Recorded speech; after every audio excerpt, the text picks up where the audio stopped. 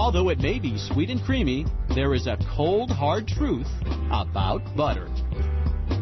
Butter, especially fresh creamery butter, has a spreadability problem and will absorb odors from the refrigerator very easily.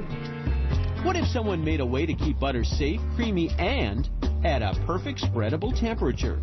In the 1600s, French chefs did just that. People would make their own butters and they would store them in these clay pots. These butter crocks kept butter safe and cool since there was no refrigeration. They were used for hundreds of years and changed slightly over time.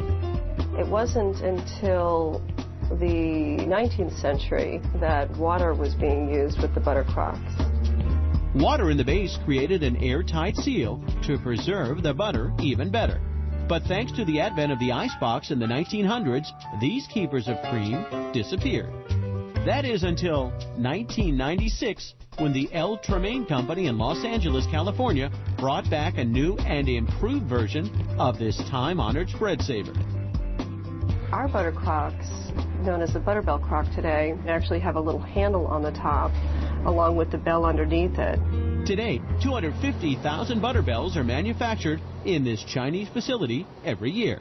Here, up to 500 plaster molds at a time are filled with a special liquid clay.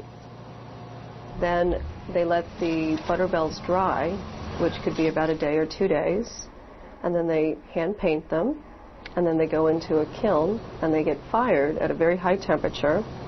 After 7 hours in 1500 degree Fahrenheit heat, Butterbells are ready for use. All that's needed now is a stick of butter. Once you soften the butter and it holds 1 stick of butter, you pack that into the lid, you put cold water into the base, and then you can leave it on your countertop for up to 30 days without refrigeration.